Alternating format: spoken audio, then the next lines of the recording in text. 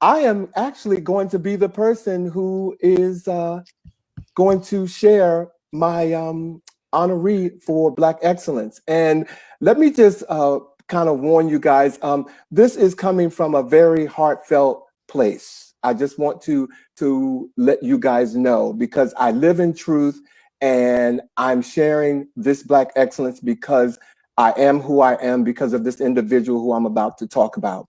Um, Tonight, I'm honoring someone that you won't find on the internet.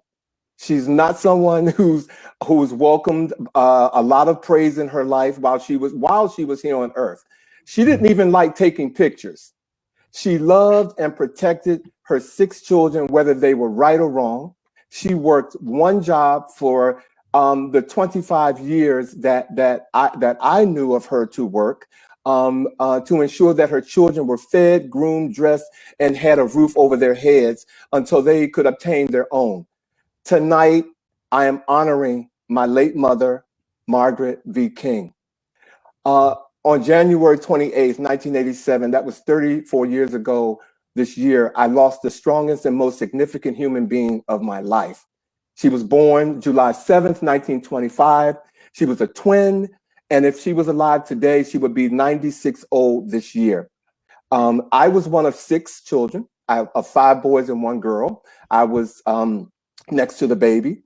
She was my best friend and the first person that showed me how to live my life unapologetically, even when I didn't even know what that meant.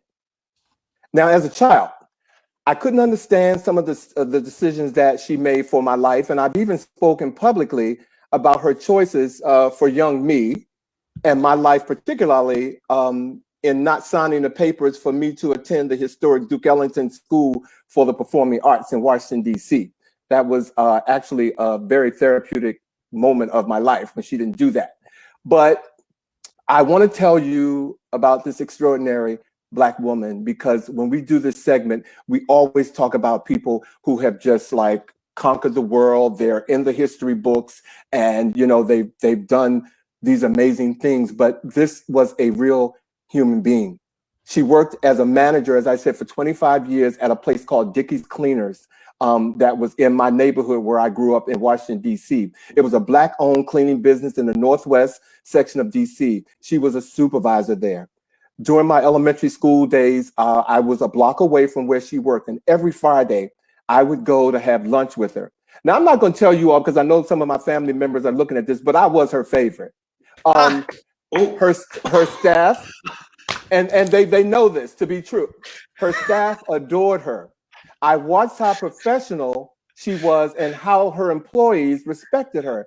I wanted that for me at a young age of like 8 or 7 or 8. Few people knew, though, that my mother was a functioning alcoholic.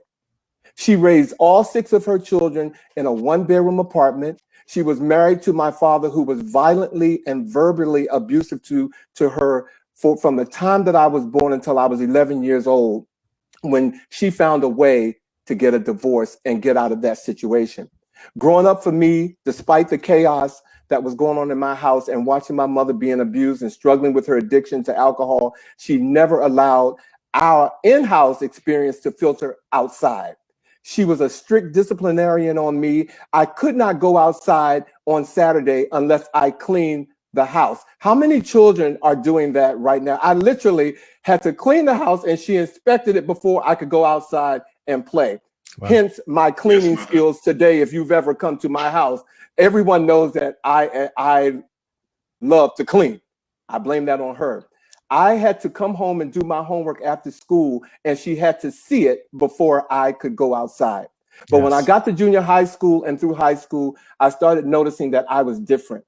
I didn't know how to explain it. When I look back, I remember my mother encouraging me to do the things at school that I asked her, could I do, like acting, dancing, singing, gymnastics.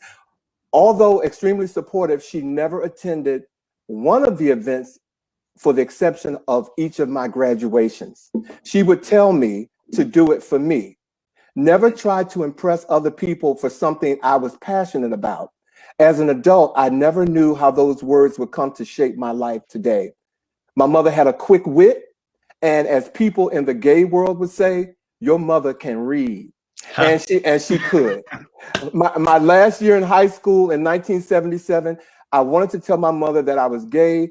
I made several attempts and she kept avoiding me until one day she said, I told her I have to tell you something. And she said, if it's about you being gay, I'd rather you be gay than out there robbing a bank. Now let's go shopping. My mother became a recovering alcoholic in 1977 until the day she died in 1987. In 1983, she encouraged me to produce my first self-produced fashion show called Something Special. She told me you were going to do great things and with this and never doubt yourself. From that show, King and I Productions was born, and I went on to work and become respected in the fashion industry nationally and internationally for over 30 years. Although she's gone, my mother lives in me and everything that I do. For those of you that still have your mother alive, please do not allow a day to pass without letting your mother know that you love her and you love her for giving you life, because you are who you are because of who she is. Thank you for allowing me to share this piece for my Black excellence. Thank you very much. That was beautiful. I appreciate it.